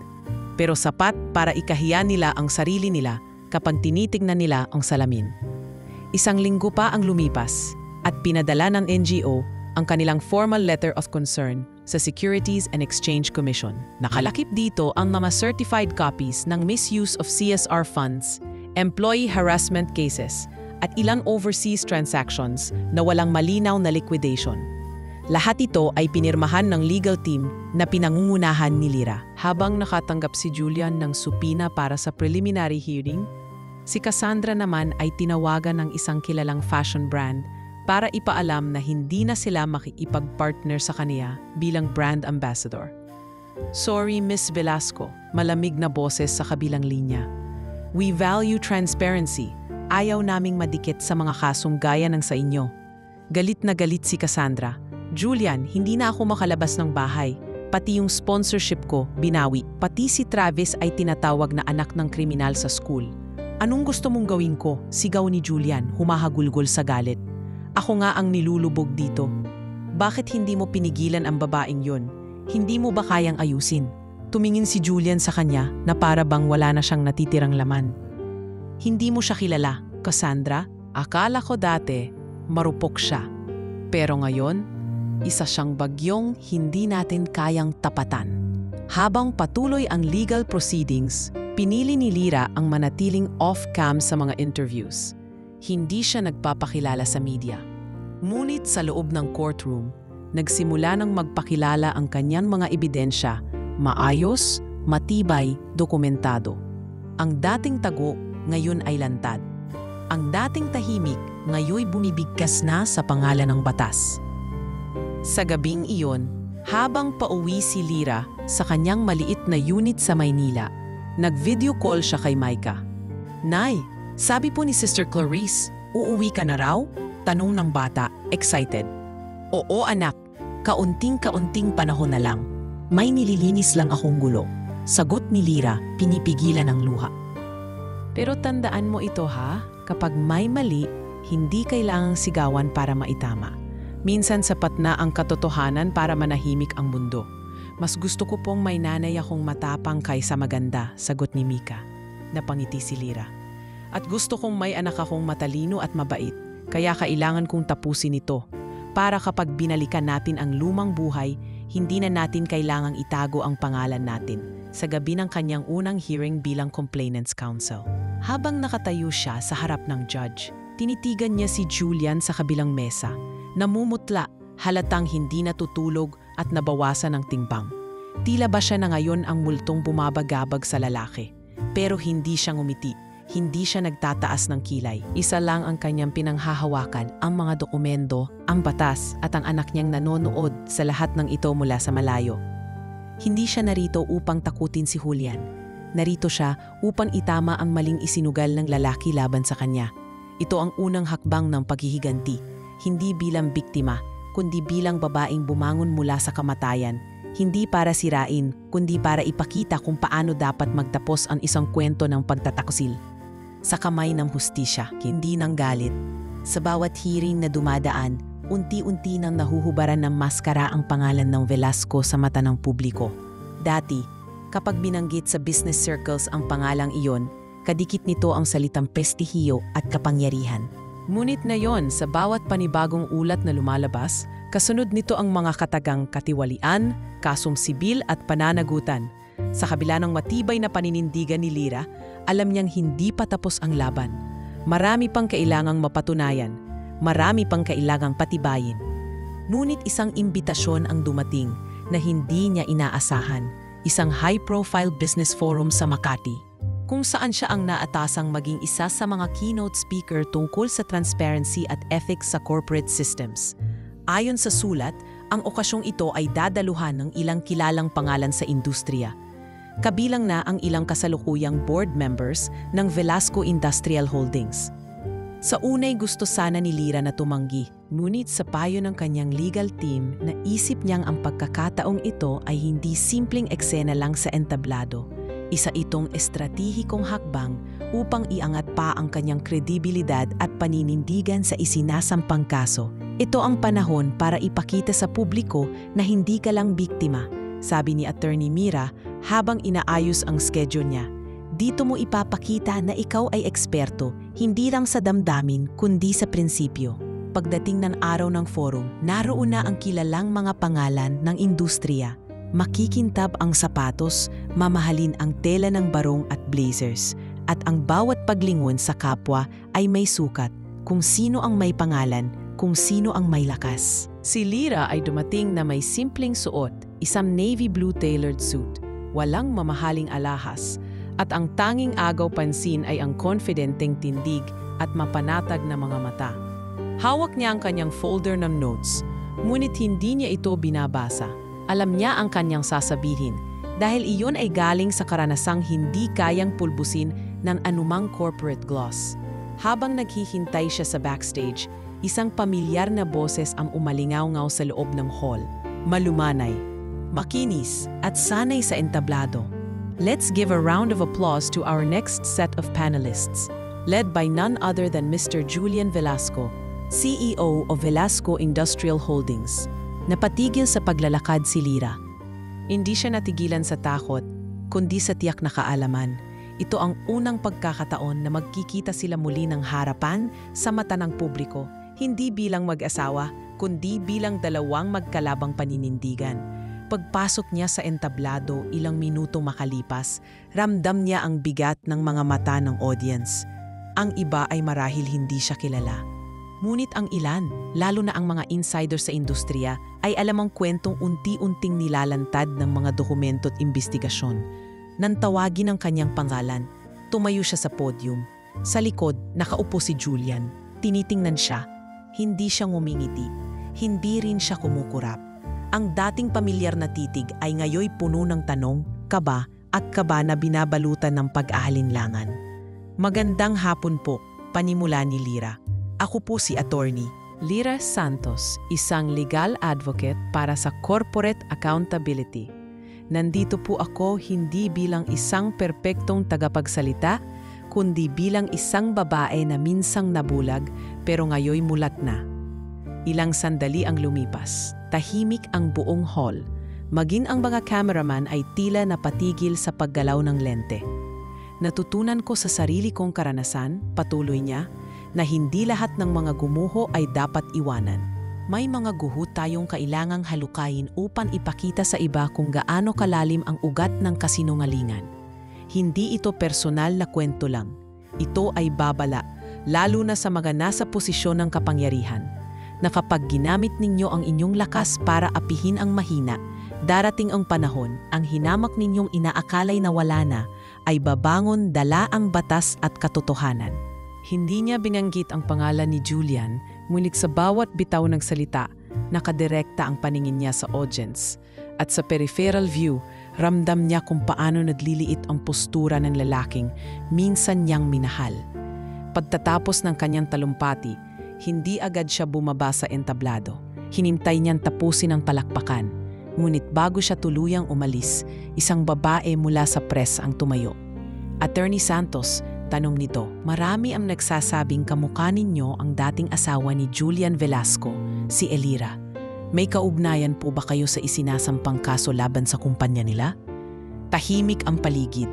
Tila lahat ay huminto sa paghinga. Ngunit ngumiti si Lira. Marahan ngunit buo.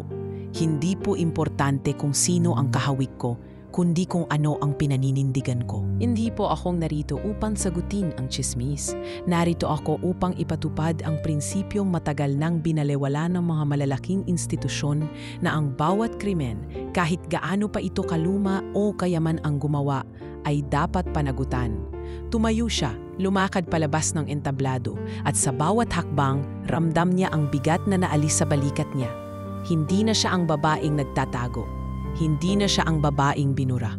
Siya na si Lira, at sa paningin ng taong minsang nagtapon sa kanya, siya na ngayon ang pinakatakot nitong bangungot. Sa labas ng venue, habang sumasakay siya ng taxi, tumunog ang cellphone niya. Galing kay Attorney Mira.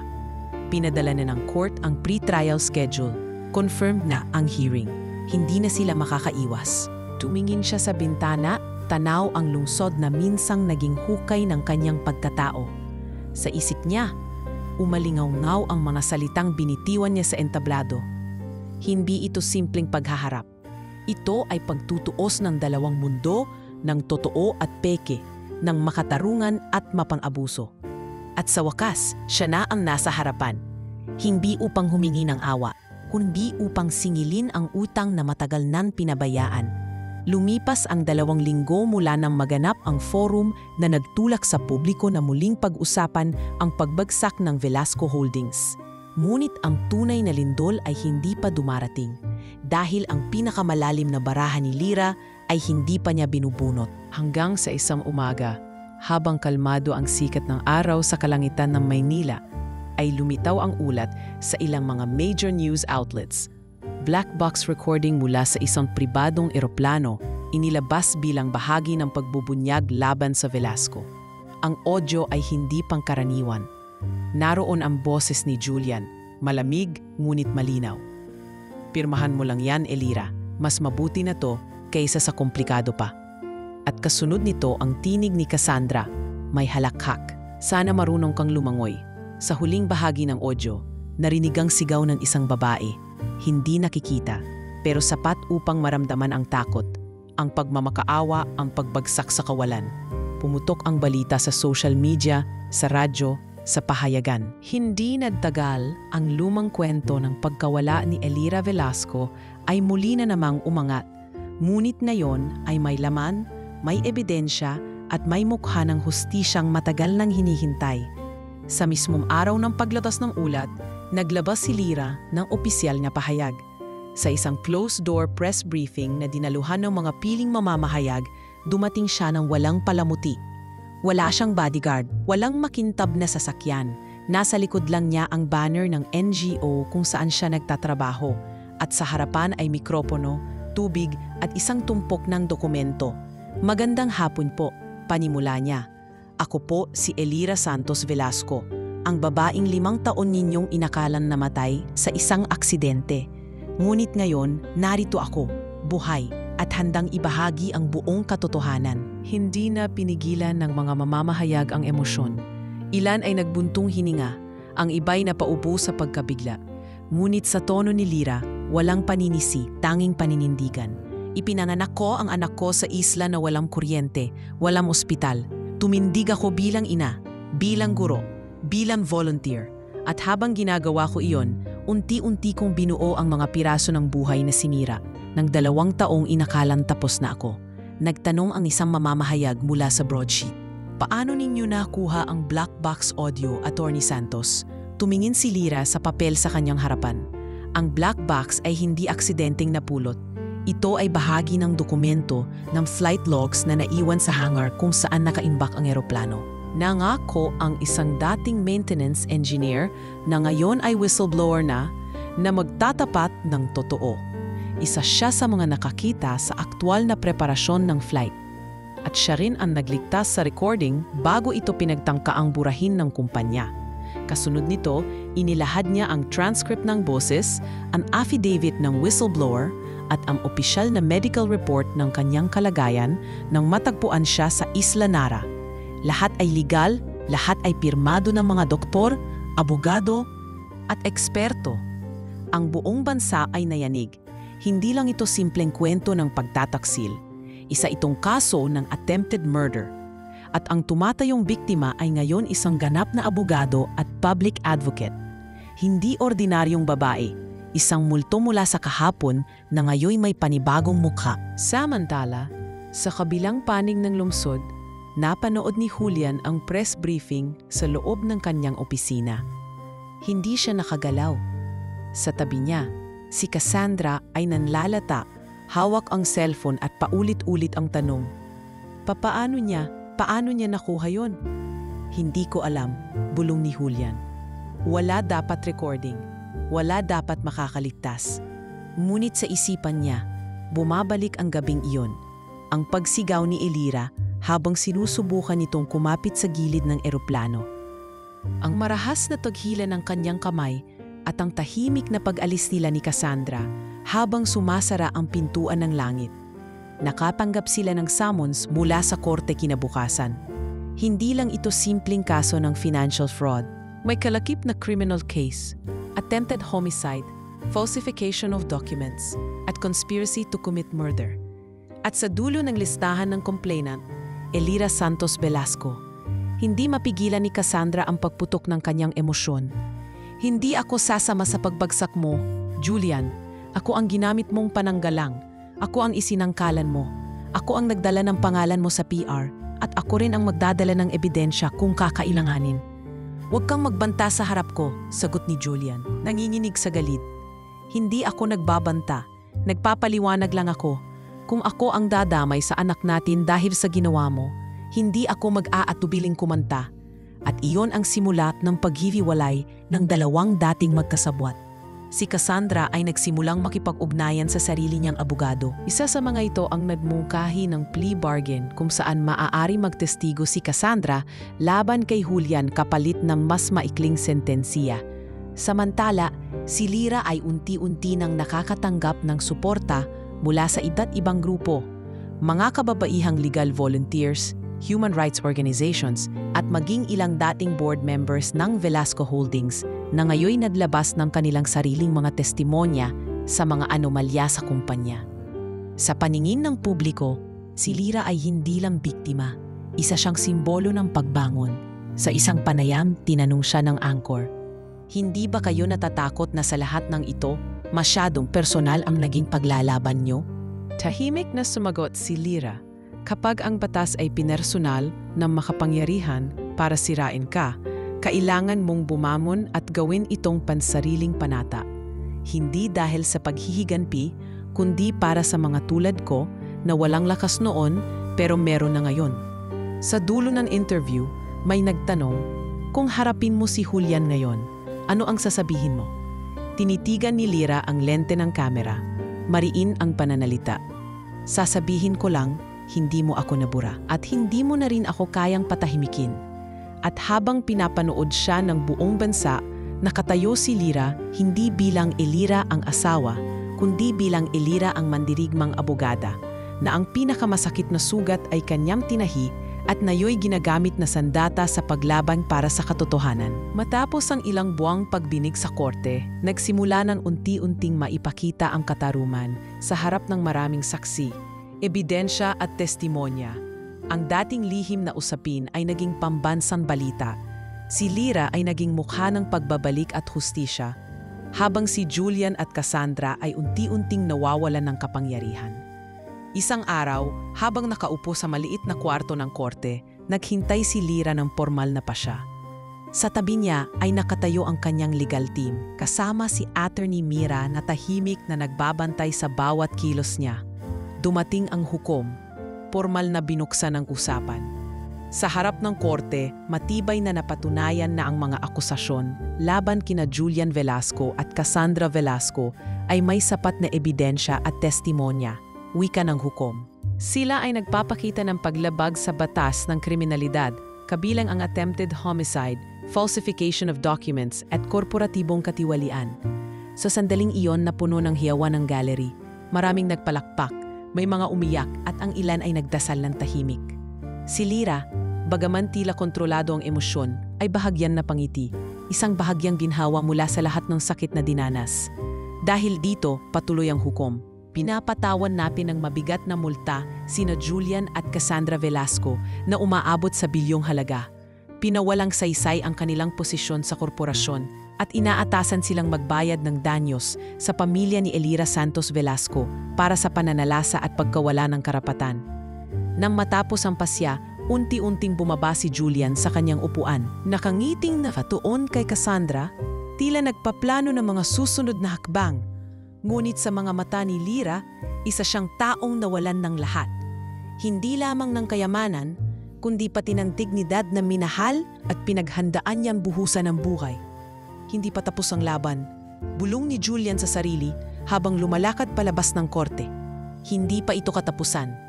Ngunit sa likod ng kanyang salita ay may matinding pagkatalo at pag-aalinlangan na hindi niya maitatago. Samantala, si Cassandra ay nagpasya na lisanin ang bansa. Hindi na niya kinaya ang lumalalang image ng sarili sa media. Sa kanyang huling pahayag sa press, sinabi niya, "Ako ay humihingi ng paumanhin sa lahat ng naapektuhan ng aking mga desisyon. Pinili kong manahimik muna habang inaayos ang sarili. Sa Europa ako magtatagumpay."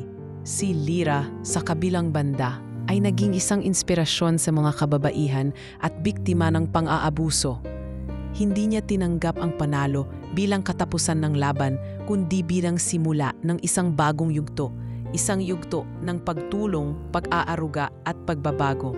Sa mga sumunod na buwan, nagtayo si Lira ng isang legal clinic na naglilingkod sa mga inaabuso at inaapi.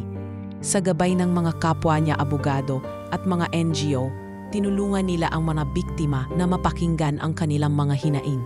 Sa bawat kaso na kanilang naipanalo, naroon si Lira, hindi bilang taga-usig lang, kundi bilang ina at guro.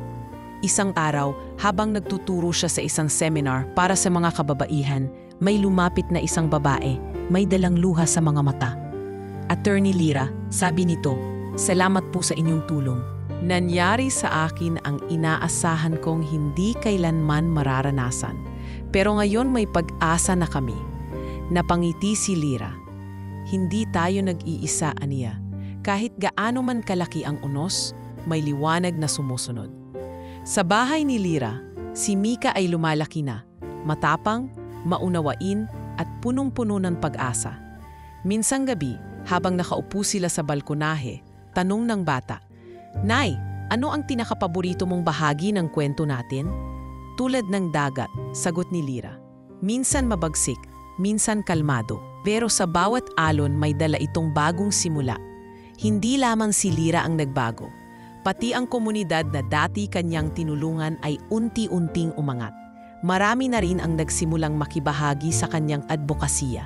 Mga kabataan, mga abogado, mga tagapaglingkod bayan. Sa huli, sa isang simpleng pagtitipon sa Isla Nara, habang pinapanood ni Lira ang paglubog ng araw, naisip niya ang mga salitang minsan niyang sinabi, "Hindi kailangan ng dahas para makamit ang hustisya."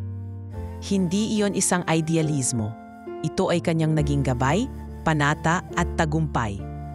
At sa pagkakayakap niya kay Mika, na may bitbit na bagong aklat at niki sa labi, alam niyang natapos ang 10 taong paglalakbay, hindi lamang sa paghihiganti, kundi sa tunay na kapayapaan. Lumipas ang ilang taon mula nang tuluyang mabawi ni Lira ang kanyang buhay at dignidad. Sa isang tahimik na bayan sa baybayin ng Batangas, itinatag niya ang kanyang tahanan. isang simpleng bahay na gawa sa kahoy at kawayan, napapaligiran ng mga halaman at puno ng mangga. Doon niya ipinanganak ang isang panibagong pag-asa, ang kanyang anak na si Mika, na lumaki ng malaya, malapit sa kalikasan at sa mga aral ng buhay na hindi matatagpuan sa mga mamahaling eskwelahan sa lungsod. Hindi na niya ginamit ang apelyidong Velasco, bagkus ay pinili niyang ipagmalaki ang pangalan Santos, ang pangalan na sumasalamin sa kanyang bagong buhay.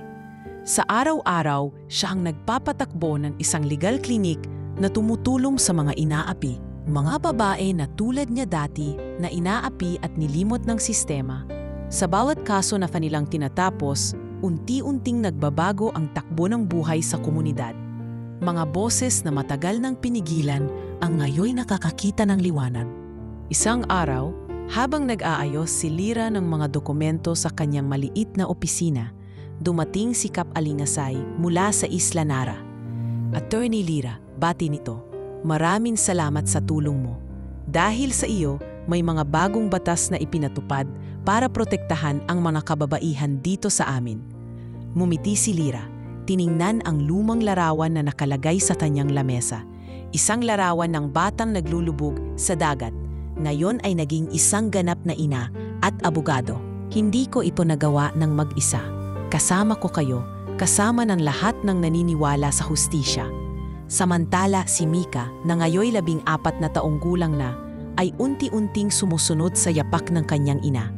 Sa isang hapon, habang nag-aaral sa kanilang maliit na hardin, nagtanong siya, "Nay, paano mo nagawa lahat ng ito? Paano mo napagtagumpayan ang lahat?"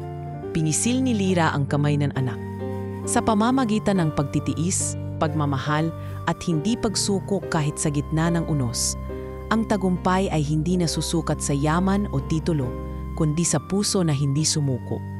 Sa paglipas ng mga taon, naging kilala si Lira bilang huwarang ina at abogada. Hindi lamang siya tumulong sa mga kaso, kundi nagsilbi rin bilang tagapagsalita sa mga seminar at community gatherings. Sa bawat pagsasalita niya, ipinapasa niya ang kanyang kwento, isang kwento ng pagkabagsak, pagbangon at higit sa lahat ng pag-asa. Isang gabi habang magkahawak kamay silang mag-ina sa harap ng apoy sa kanilang bakuran, napatingin si Lira sa mga bituin na kumikislap sa kalangitan. "Mika, tandaan mo palagi," sabi niya, "na ang buhay ay puno ng pagsubok. Ngunit sa bawat dilim, may liwanag na naghihintay." Tumango si Mika, niyakap ang ina ng mahigpit. "Nay, salamat sa lahat. Ikaw ang aking inspirasyon." Sa isang tahimik na sulok ng mundo, sa piling ng mga taong nagmamahal, natapos ang mahabang paglalakbay ni Lira. Hindi bilang biktima, kundi bilang isang mandirigmang puno ng dangal at pag-asa. Ang kanyang kwento ay naging gabay para sa maraming babae na patuloy na lumalaban sa mga hamon ng buhay. At sa pagtatapos ng araw, habang naglalaho ang araw sa likod ng mga bundok, si Lira ay nanatiling matatag.